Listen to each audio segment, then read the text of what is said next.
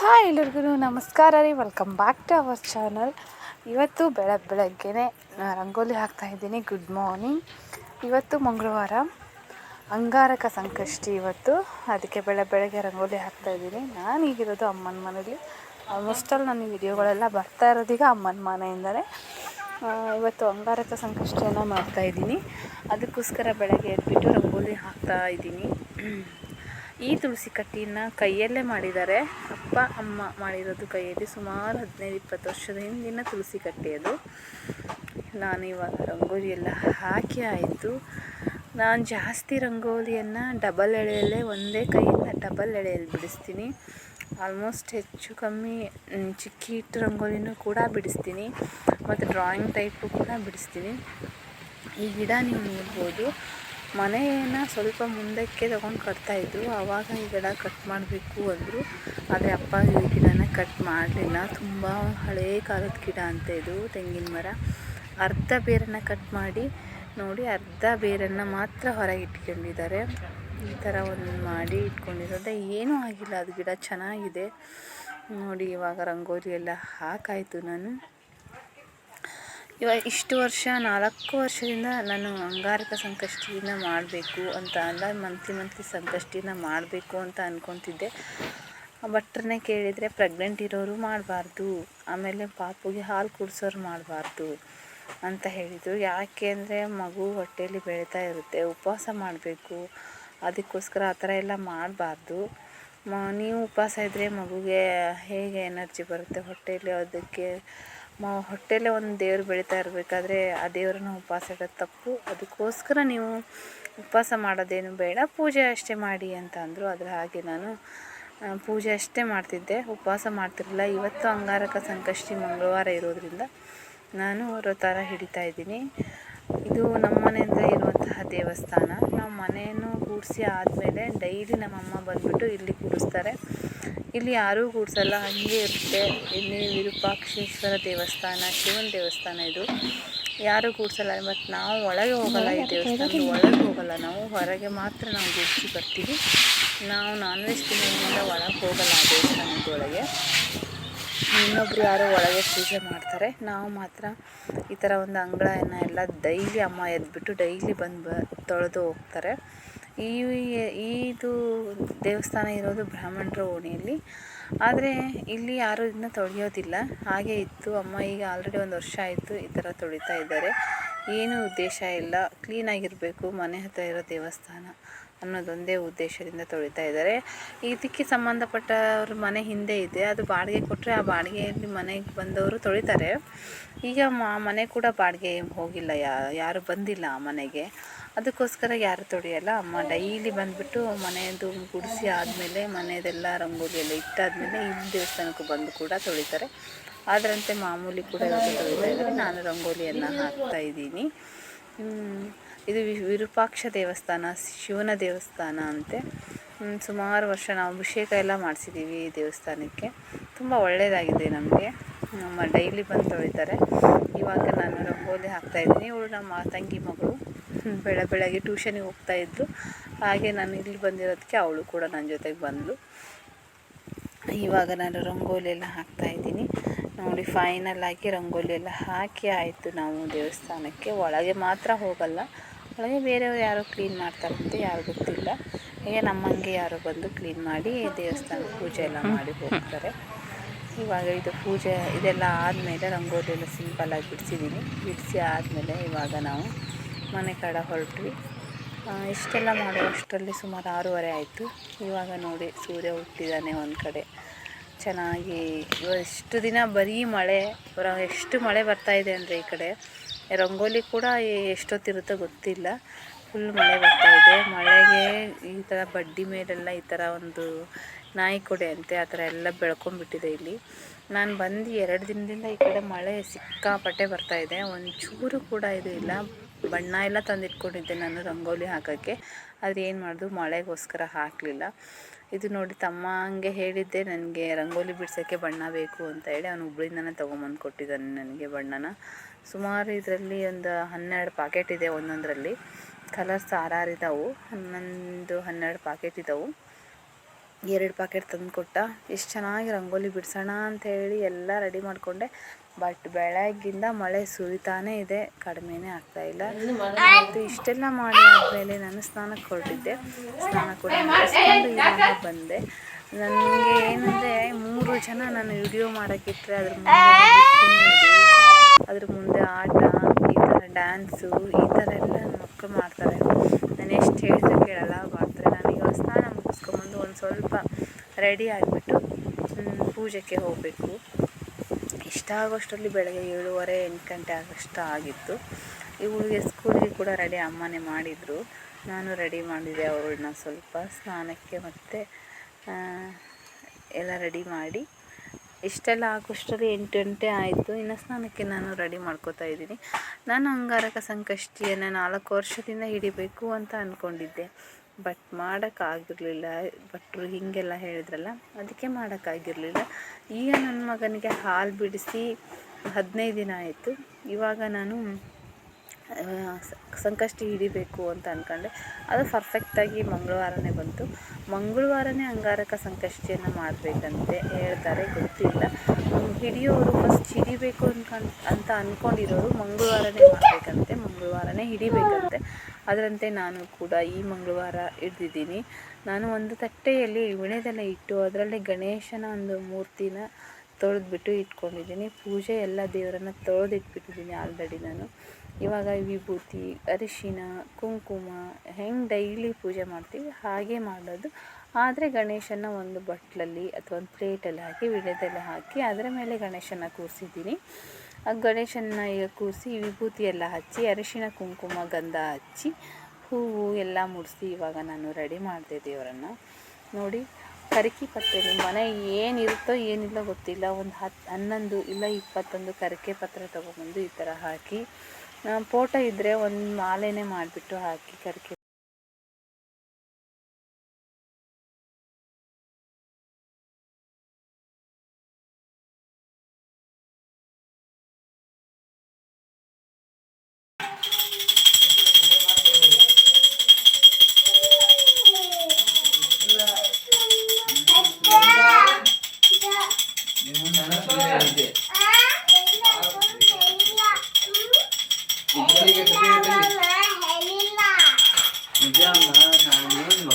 ಮಾಡಿಬಿಟ್ಟೆ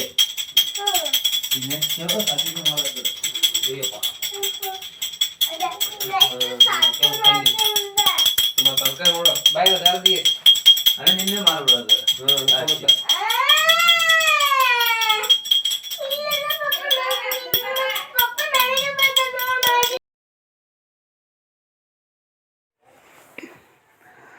ಫೈನಲಿ ಉದ್ಬತ್ತಿ ಹಚ್ಚಿ ನಾನು ಇವಾಗ ಪೂಜೆನ ಮಾಡಾಯಿತು. ಒಂದು ಕಡ್ಲಿ ಬತ್ತಿ ಕೂಡ ನಾನು ಗಣೇಶನಿಗೆ ಮಾಡಿ ಹಾಕಿದೆ. ಅಮ್ಮ ಧೂಪಕ್ಕೆ ಈಗ ಬೆಂಕಿ ಅಂದರೆ ಕೆಂಡವನ್ನು ತೊಗೊಂಬಂದಿದ್ದಾರೆ. ಇವಾಗ ಧೂಪ ಹಾಕ್ತೀವಿ.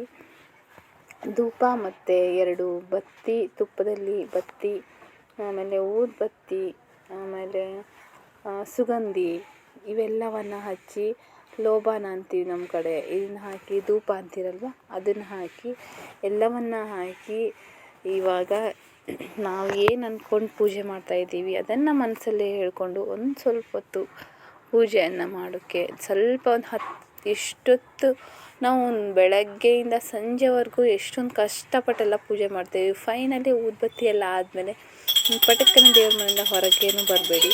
ಒಂದು 5 ನಿಮಿಷ ಕೂತ್ಕೊಂಡು ನೀವು ಯಾವುದಕ್ಕೋಸ್ಕರ ಉದ್ದೇಶಕ್ಕೆ ಪೂಜೆ ಮಾಡ್ತಾಯಿದ್ದೀರಾ ದೇವರಲ್ಲಿ ಒಂದು ಸಂಕಲ್ಪ ಮಾಡಿಕೊಂಡು ದೇವರಿಗೆ ಬೇಡಿಕೊಂಡು ಪೂಜೆಯನ್ನು ಮಾಡಿ ಅದಾದಮೇಲೆ ಧೂಪವನ್ನು ಬೆಳಗಿ,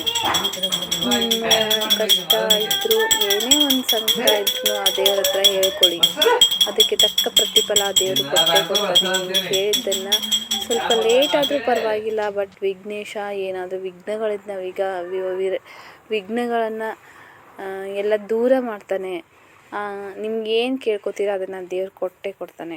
ನನ್ನ ದೃಷ್ಟಿಯಲ್ಲಿ ನಾನು ಕೂಡ ಪೂಜೆಗಳನ್ನ ಮಾಡಿ ನಾನು ಏನು ಕೇಳಿದ್ದೀನಿ ಸ್ವಲ್ಪ ಲೇಟ್ ಆದರೂ ಪರವಾಗಿಲ್ಲ, ಬಟ್ ದೇವ್ರು ನನಗೆ ಕೊಟ್ಟಿದ್ದಾನೆ. ಅದೊಂದು ಉದ್ದೇಶ ನನಗೆ ಗೊತ್ತು. ನಾನು ಅದನ್ನೆಲ್ಲ ನೋಡಿ ಈಡೇರಿಸ್ಕೊಂಡಿದ್ದೀನಿ. ಅದಕ್ಕೋಸ್ಕರ ಹೇಳ್ತಾ ಇದ್ದೀನಿ, ನೀವೇನು ಬೇಡ್ಕೋತೀರಾ ಮನಸ್ಸಲ್ಲಿ ಕೂತ್ಕೊಂಡು ಸ್ವಲ್ಪ ಹೊತ್ತು ಚೆನ್ನಾಗಿ ಬೇಡ್ಕೊಳ್ಳಿ. ಗಣೇಶನಿಗೆ ಬಿದ್ದು ಬೇಡ್ಕೊಳ್ಳಿ, ಕೊಟ್ಟೇ ಕೊಡ್ತಾನೆ. ನಾನು ಕೂಡ ಆ ಥರ ಪೂಜೆಯನ್ನು ಬೆಳಗಿಂದ ಎಲ್ಲ ಪ್ರಿಪರೇಷನ್ ಮಾಡಿ ಇಷ್ಟೆಲ್ಲ ಪೂಜೆ ಮಾಡಿ ಏನೋ ಒಂಥರ ಮನಸ್ಸಿಗೆ ನೆಮ್ಮದಿ ಆಯಿತು, ಖುಷಿ ಆಯಿತು. ನಾನಿವತ್ತು ಫುಲ್ ಉಪವಾಸ ಇರ್ತೀನಿ. ಆಮೇಲೆ ಹಾಗೆ ಅರಿಶಿನ ಕುಂಕುಮ ಹಚ್ಕೊಂಡೆ ನಾನು, ಮತ್ತು ತಾಳಿಗೂ ಕೂಡ ಹಚ್ಕೊಂಡು ನಾನು ಬೇಡ್ಕೊಳ್ಳೋದೊಂದೇ, ನನ್ನ ಗಂಡನಿಗೆ ಆರೋಗ್ಯ ಐಶ್ವರ್ಯ ಕೊಟ್ಟು ಕಾಪಾಡಪ್ಪ, ಎಲ್ಲರನ್ನೂ ಚೆನ್ನಾಗಿಟ್ಟಿರು ಅಂತ ನಾನು ಕೇಳ್ಕೊತೀನಿ. ನನಗೇನು ನನ್ನ ಮುಂದೆ ಏನು ಮಾಡ್ತೀನಿ ಅದನ್ನು ಎಲ್ಲ ಸಕ್ಸಸ್ ಮಾಡು ಅಂತ ನಾನು ದೇವರಲ್ಲಿ ಬೇಡಿಕೊಂಡು ನಾನಿವತ್ತು ಪೂಜೆಯನ್ನು ಇಷ್ಟು ಮುಗಿಸಿದೆ. ಇನ್ನು ನೆಕ್ಸ್ಟು ಇದು ನಮ್ಮ ದೇವರ ಮನೆ. ಲಾಸ್ಟಿಗೆ ಪೂಜೆ ಎಲ್ಲ ಆದಮೇಲೆ ನಮ್ಮ ದೇವ್ರ ಮನೆ ಹೇಗಿದೆ, ವಿಘ್ನೇಶ ಧರ್ಮಸ್ಥಳದೊಂದು ಮೂರ್ತಿ. ನಮ್ಮ ಮನೆಯಲ್ಲಿ ನವಿಲುಗರಿ ಯಾವಾಗಲೂ ಇರುತ್ತೆ. ದೇವ್ರ ರೂಮಲ್ಲಿ ಇಟ್ಕೋಬೇಕಂತೆ, ಗ್ರಹ ಏನೋ ಒಂದು ದೋಷ ಬರಲ್ಲ ಅಂತ ಹೇಳಿ ಇವಾಗ ಪೂಜೆಯನ್ನು ಮಾಡಿ ಮುಗಿಸಿ ಆಯಿತು. ನಾನು ಇವತ್ತು ಫುಲ್ ಉಪವಾಸ ಇರ್ತೀನಿ. ದೇವ್ರ ನೈವೇದ್ಯಕ್ಕೆ ಒಂದು ಸ್ವಲ್ಪ ಅವಲಕ್ಕಿ ಮತ್ತು ಬಾಳೆಹಣ್ಣನ್ನು ಏನು ನೈವೇದ್ಯ ಮಾಡಿದ್ದೆ ಅದನ್ನು ಒಂದು ಸ್ವಲ್ಪ ಹಾಲು ಕುಡಿದ್ಬಿಟ್ಟು ಇಷ್ಟೇ ನಂದು ಇವತ್ತು. ಮತ್ತು ನಾನು ಏನೂ ತಿಂದಿಲ್ಲ ಇವತ್ತಿಗೆ, ಇಷ್ಟೇ ತಿಂಡಿ. ತಿಂದಾದಮೇಲೆ ಅಮ್ಮ ಮೋದಕಕ್ಕೆ ಕಲಿಸ್ತಾ ಇದ್ದಾರೆ. ಸ್ವಲ್ಪ ಹಾಲು ಹಾಕಿ ಮೋದಕದ ಹಿಟ್ಟನ್ನು ಕಲಸಿದ್ರು. ಸ್ವಲ್ಪ ಇಷ್ಟನ್ನೇ ಬಂದಾದಮೇಲೆ ಇವಾಗ ಸ್ವಲ್ಪ ನೀರು ಹಾಕಿಬಿಟ್ಟು ಹಿಟ್ಟನ್ನು ಕಲಿಸ್ಕೊತಾರೆ ಇದ್ದಾರೆ.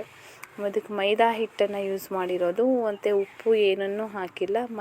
ಓನ್ಲಿ ಮೈದಾ ಹಿಟ್ಟು ಹಾಲು ಹಾಕಿ ಕಲಿಸ್ತಾ ಇದ್ದಾರೆ. ಒಂದು ಸ್ವಲ್ಪ ಹನಿ ನೀರನ್ನು ಬಿಟ್ಟು ಮತ್ತು ಕಲಸಿದ್ರು. ಮೋದಕಕ್ಕೆ ಹಾಲು ಹಾಕಿದರೆ ಸ್ಮೂತಾಗಿ ಚೆನ್ನಾಗಿ ಬರುತ್ತೆ ಅದು ಹಿಟ್ಟು, ಅದಕ್ಕೋಸ್ಕರ ಹಾಲು ಹಾಕಿನೂ ಕೂಡ ಕಲಿಸ್ಕೊಂಡ್ರು. ಇವಾಗ ಅದ್ರ ಒಳಗೆ ತುಂಬ ಹೂರಣವನ್ನು ರೆಡಿ ಮಾಡ್ಕೊಳ್ಳೋಣ. ಹಸಿ ಕೊಬ್ಬರಿ ಇದ್ದರೆ ಒಣ ಕೊಬ್ಬರಿ ತೊಗೊಳ್ಳಿ, ಇಲ್ಲ ಹಸಿ ಕೊಬ್ಬರಿ ಆದರೂ ತೊಗೊಳ್ಳಿ. ಬೆಲ್ಲ, ಹುರಿಗಡಲೆ, ಪುಟಾಣಿ, ಆಮೇಲೆ ಕರಿ ಎಳ್ಳು, ಮೇನ್ ಅಂದರೆ ಕರಿ ಎಳ್ಳು ತೊಗೊಳ್ಳಿ. ಬೆಲ್ಲ, ಈ ಸ್ವಲ್ಪ ಬೇಕಾದರೆ ಶುಗರ್ ಆ್ಯಡ್ ಮಾಡ್ಕೊಳ್ಳಿ. ಏಲಕ್ಕಿ ಪುಡಿ ಇಷ್ಟನ್ನು ಆ್ಯಡ್ ಮಾಡ್ಕೋಬೇಕು. ಇದನ್ನು ಮಿಕ್ಸಿ ಹಾಕ್ಕೊಂಡು ಇವಾಗ ಹೂರಣವನ್ನು ರೆಡಿ ಮಾಡಿಕೊಂಡ್ರು. ನೋಡಿ ಹಸಿ ನಾವು ಕೊಬ್ಬರಿ ತೊಗೊಂಡಿರೋದು, ಹಸಿ ಕೊಬ್ಬರಿನ ತುರ್ಕೊಂಡಿರೋದು. ಒಣ ಕೊಬ್ಬರಿ ಬೇಕಾದರೂ ನೀವು ತೊಗೋಬೋದು. ಇವಾಗ ನಾನು ಎಲೆಯನ್ನು ಉತ್ತಾ ಇದ್ದೀನಿ, ಅಮ್ಮ ತುಂಬ್ತಾ ಇದ್ದಾರೆ. ಒಂದು 21, ನಿಮ್ಗೆ ಎಷ್ಟಾಗುತ್ತೆ 11, 21, 101 ಎಷ್ಟು ಮಾಡಬೇಕು ಅನಿಸುತ್ತೋ ಅಷ್ಟು ಹಾರಗಳನ್ನೆಲ್ಲ ಮಾಡಿ ಹಾಕ್ತಾರೆ ಗಣೇಶನಿಗೆ. ನಮಗೆ ಎಷ್ಟಾಗುತ್ತೆ ಅಷ್ಟು ಮಾಡಿ. ಆಲ್ರೆಡಿ ಮೋದಕ ರೆಡಿ ಆಯಿತು, ಕರೆದ್ಬಿಟ್ಟು ಇವಾಗ ನೈವೇದ್ಯಕ್ಕೆ ಇಡೋದು ಅಷ್ಟೇ ಬಾಕಿ. ನಿಮ್ಗೆ ಎಷ್ಟಾಗುತ್ತೋ ಅಷ್ಟು ಮಾಡಿ ದೇವರಿಗೆ ನೈವೇದ್ಯ ಹಿಡೀರಿ, ಇಷ್ಟೇ ಅಂತ ಇಲ್ಲ. ಅಟ್ಲೀಸ್ಟ್ ಒಂದು 11 ಮಾಡಿದರೆ ಸಾಕು. ಇವಾಗ ಮೋದಕ ಕೂಡ ರೆಡಿ ಆಯಿತು. ನಾನು ಇಲ್ಲಿ 21 ಇಟ್ಟಿರೋದು, ಮತ್ತು ಒಂದು 5 ಸಂಜೆ ಚಂದಪ್ಪನಿಗೆ ಅಂತ ಹೇಳಿ ತೆಗೆದಿಟ್ಟಿದ್ದೀನಿ. 21 ಗಣೇಶನಿಗೆ ಇಲ್ಲಿ ನೈವೇದ್ಯಕ್ಕೆ ಮೋದಕನ ಮಾಡಿ ಮುಗಿಸಿದೆ. ನೈವೇದ್ಯ ಕೂಡ ಮಾಡಿದೆ. ಶಾವಿಗೆ ಪಾಯಸ ಮಾಡ್ತಾಯಿದ್ದೀನಿ ಮಧ್ಯಾಹ್ನಕ್ಕೆ. ಶಾವಿಗೆ ಪಾಯಸಕ್ಕೆ ಶಾವಿಗೆ ಆಲ್ರೆಡಿ ಅಲ್ಲಿ ಅಮ್ಮ ಪಾಯಸಕ್ಕೆ ಈ ಕಡೆ ಒಂದು ಬೀನ್ಸ್ ಥರ ಪಲ್ಯ ಮಾಡ್ತಾಯಿದ್ದಾರೆ. ಇದು ಶಾವಿಗೆ ಪಾಯಸ. ಈ ಸಾಬು ಅಕ್ಕಿನೂ ಕೂಡ ಹಾಕಿ ಆಲ್ರೆಡಿ ಬೇಯಿಸಿ ಬೆಲ್ಲ ಹಾಕಿ ಸಾಬು ಅಕ್ಕಿ ಹಾಕಿ ಏಲಕ್ಕಿ ಪುಡಿ ಹಾಕಿ ಬೇಯಿಸೋಕ್ಕೆ ಇಟ್ಟಿದ್ರು ಅಮ್ಮ. ಇವಾಗ ನಾವು ಸ್ವಲ್ಪ ಶಾವಿಗೆ ಹಾಕಿ ಬೆಲ್ಲವನ್ನು ಹಾಕಿ ಎಲ್ಲನೂ ಕುದಿಸ್ಬೇಕು. ಒಂದು ಹದ ಕುದ್ದಾದಮೇಲೆ ಶಾವಿಗೆ ಪಾಯಸ ರೆಡಿಯಾಗುತ್ತೆ. ಇದನ್ನು ಕೂಡ ನೈವೇದ್ಯಕ್ಕೆ ಮೋದಕ ಹಿಡಿದಾದ್ಮೇಲೆ ಇದನ್ನು ಕೂಡ ನಾವು ಗಣೇಶನಿಗೆ ನೈವೇದ್ಯಕ್ಕೆ ಹಿಡಿದ್ವಿ. ನೆಕ್ಸ್ಟ್ ನಾವು ದೇವಸ್ಥಾನಕ್ಕೆ ಹೋಗೋಣ ಅಂತೇಳಿ ರೆಡಿ ಆಗ್ತಾಯಿದ್ದೀನಿ. ಇವಾಗ ನಾನು ತಲೆ ಬಾಚ್ಕೋತಾ ಇದ್ದೀನಿ. ಮಗಳಿಗೆ ತಲೆ ಬಾಚಿ ಅವಳನ್ನ ರೆಡಿ ಮಾಡಿ ಕೂರಿಸಿದ್ದೆ. ನಾನು ಕೂಡ ತಲೆ ಬಾಚ್ಕೋತಾ ಇದ್ದೀನಿ. ನಾನು ನಿನ್ನೆ ಎಣ್ಣೆ ಮಾಡಿ ನಿಮಗೆ ತೋರಿಸಿದ್ದೇನೆ. ಈಗ ಒಂದು ವಿಡಿಯೋ ಹಾಕಿದ್ದೀನಲ್ವ, ಆ ಎಣ್ಣೆನೇ ನಾನು ನೈಟ್ ಹಚ್ಕೊಂಡು ಮಲ್ಕೊಂಡಿದ್ದೆ. ಬೆಳಗ್ಗೆ ಎದ್ದು ತಲೆ ಸ್ನಾನ ಮಾಡಿದ್ದೀನಿ. ನೋಡಿ ಎಷ್ಟು ಎಳೆಯಾಗಿ ಗರಿಯಾಗಿ ಬಂದಿದೆ ನನ್ನ ಕೂದಲು. ಸ್ಮೂತ್ ಆಗ್ತಾವೆ ಅಲೋವೆರಾ ಹಚ್ಚಿರೋದ್ರಿಂದ ಅದರಲ್ಲಿ. ಆಮೇಲೆ ಇನ್ನೊಂದು ಸ್ಕಿಪ್ ಆಗಿತ್ತು, ಏನಂದರೆ ಬೇವಿನ ಸೊಪ್ಪು ಕೂಡ ಹಾಕಿದ್ದೆ ನಾನು, ಅದರಲ್ಲಿ ಹೇಳಿರಲಿಲ್ಲ. ಬೇವಿನ ಸೊಪ್ಪು ಕೂಡ ಹಾಕಿದ್ದೆ. ಏನಿದ್ರೆ ಅಥವಾ ಕೆರೆದ್ಬಿಟ್ಟು ಏನಾದರೂ ಹುಣ್ಣು ಗಾಯ ಆಗಿದ್ದರೆ ತಲೆಯಲ್ಲಿ ಅದೆಲ್ಲ ವಾಸಿ ಆಗುತ್ತೆ. ಬೇವಿನ ಸೊಪ್ಪು ಕೂಡ ನಾನು ಹಾಕಿ ಕುದಿಸಿದ್ದೆ ಅದರಲ್ಲಿ. ಇವಾಗ ಅದನ್ನೇ ಹಚ್ಕೊಂಡು ನೈಟ್ ಮಲಗಿದೆ. ಬೆಳಗ್ಗೆ ಎದ್ದು ತಲೆ ಸ್ನಾನ ಮಾಡಿದೆ. ನೋಡಿ ಕೂದಲು ಎಷ್ಟು ಚೆನ್ನಾಗಾಗಿದೆ ಅಂತ. ಇವಾಗ ಫೈನಲಿ ತಲೆ ಎಲ್ಲ ಬಾಚಿಕೊಂಡು ರೆಡಿಯಾಗಿ ಈಗ ನಾವು ದೇವಸ್ಥಾನಕ್ಕೆ ಹೋಗಬೇಕು. ನಮ್ಮೂರಲ್ಲಿರುವಂತಹ ದೇವಸ್ಥಾನಕ್ಕೆ ಸಂಕಷ್ಟಿ ಹಿಡಿದವರು ಗಣೇಶನ ದೇವಸ್ಥಾನಕ್ಕೆ ಹೋಗಲೇಬೇಕು. ಅದಕ್ಕಾಗಿ ನಾನು ದೇವಸ್ಥಾನಕ್ಕೆ ಹೋಗ್ತಾಯಿದ್ದೀನಿ. ಕಾಯಿ, ಬಾಳೆಹಣ್ಣು, ಹೂವು, ಊದುಬತ್ತಿ, ಕರ್ಪೂರ ಎಲ್ಲ ತಗೊಂಡು ದೇವಸ್ಥಾನಕ್ಕೆ ಹೋಗ್ತಾಯಿದ್ದೀವಿ. ಮಳೆ ಬರ್ತಾಯಿತ್ತು, ಅದಕ್ಕೆ ಒಬ್ಬ ಮಗಳನ್ನಷ್ಟೇ ಕರ್ಕೊಂಡು ಹೋಗ್ತಾಯಿದ್ದೀನಿ. ಒಬ್ಬ ಮಗಳು ಸ್ಕೂಲಿಗೆ ಹೋಗಿದ್ದಾಳೆ, ಮಗನ ಮನೆಯಲ್ಲೇ ಬಿಟ್ಟು ಹೋಗ್ತಾಯಿದ್ದೀವಿ. ಛತ್ರಿ ತೊಗೊಂಡು ಹೋಗ್ತಾಯಿದ್ದೀವಿ. ಮಳೆ ಮಾತ್ರ ಸಿಕ್ಕಾಪಟ್ಟೆ ಬರ್ತಾಯಿತ್ತು, ಅದಕ್ಕೋಸ್ಕರ ಈಗ ಹೋಗ್ತಾಯಿದ್ವಿ.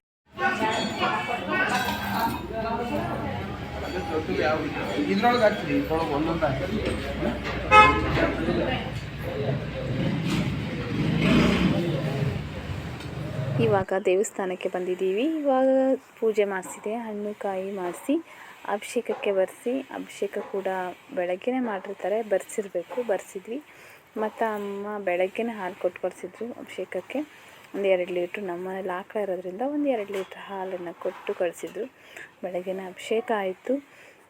ಕುಂಕುಮ ಪೂಜೆಗೆ ಬರೆಸಿದ್ದೆ. ಕುಂಕುಮ ಪೂಜೆ, ಅಭಿಷೇಕ ಎಲ್ಲ ಬರೆಸಿದ್ದು ಮುಗಿಸ್ಕೊಂಡು ಇವಾಗ ದೇವರಿಗೆ ಕೈ ಮುಗಿತಾ ಇದ್ವಿ. ಊದುಬತ್ತಿ ಹಚ್ಚಿ ಕೈ ಮುಗಿದು, ನಮ್ಮೂರಲ್ಲಿರುವಂಥ ದೇವಸ್ಥಾನ ಇದು, ಗಣೇಶನ ದೇವಸ್ಥಾನ ಇದು. ಡೈಲಿ ಎಷ್ಟು ಚೆನ್ನಾಗಿ ಪೂಜೆ ಮಾಡ್ತಾರೆ. ನಾವು ಚಿಕ್ಕ ಹುಡುಗಿ ಇದ್ದಾಗಿಂದನೇ ಈ ದೇವಸ್ಥಾನ ಇದೆ. ಇವಾಗ ಒಂದು 5 ಪ್ರದಕ್ಷಿಣೆ ಹಾಕ್ತಾಯಿದ್ದೀವಿ.